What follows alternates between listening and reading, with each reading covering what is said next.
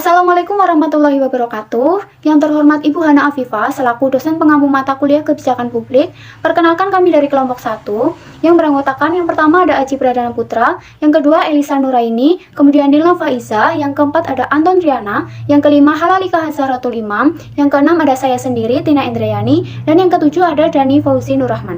Di sini kami akan mempresentasikan mengenai kebijakan pemerintah pusat dan daerah otonom mengenai mudik lebaran selama pandemi COVID-19. Kebijakan pemerintah pusat mengenai mudik lebaran. Dari berita di samping dapat diambil garis besar bahwa pemerintah pada tahun 2022 telah mengizinkan akan adanya mudik lebaran pada masa pandemi COVID-19 ini. Yang terpenting, segala syarat dan protokol kesehatan tetap terjaga agar kondisi pandemi tidak semakin besar. Selanjutnya akan disampaikan oleh rekan saya. Terima kasih. Kebijakan pemerintah pusat terhadap mudik lebaran pada tahun 2022. Dalam berita di samping dapat diambil garis besar bahwa pemerintah Indonesia telah mengizinkan adanya mudik lebaran pada tahun ini.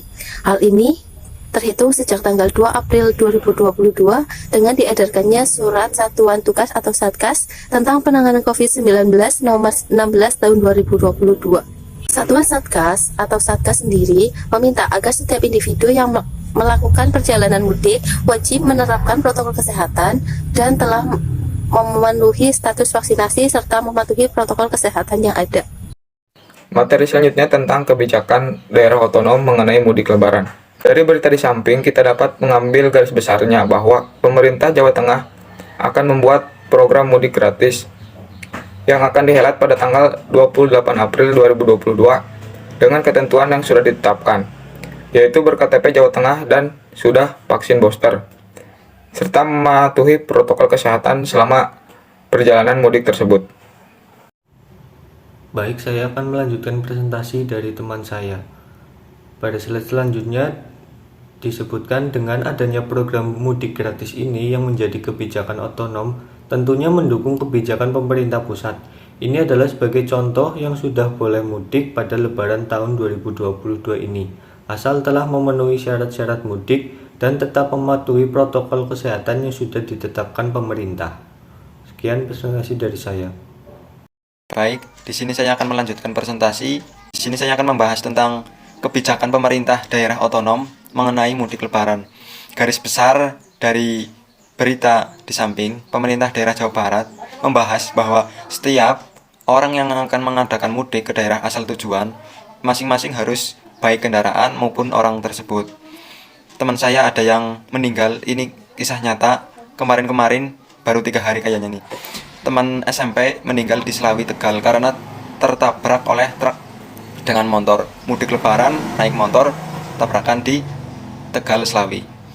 Langsung meninggal di tempat dan sekarang sudah dimakamkan. Ini adalah sebagai pembahasan saat atau akan pulang mudik, bahwasanya harus kendaraan itu harus baik atau orangnya.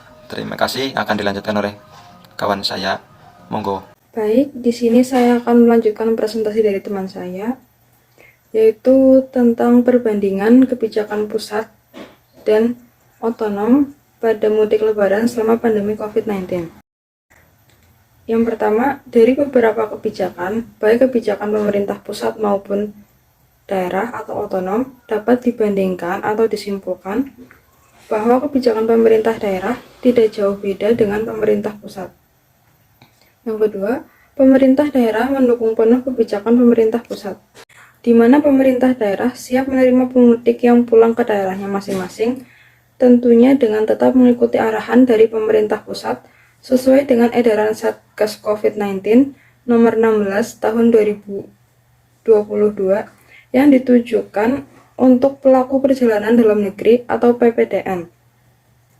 Hal ini diperkuat dengan adanya kebijakan-kebijakan dari pemerintah daerah atau otonom yang sudah menyiapkan berbagai posko mudik lebaran tahun 2022 di berbagai titik di daerahnya masing-masing.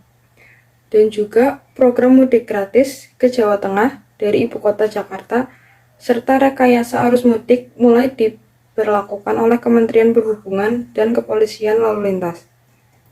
Ya, sekian presentasi dari kelompok kami. Mohon maaf apabila banyak kekurangan. Terima kasih. Wassalamualaikum warahmatullahi wabarakatuh.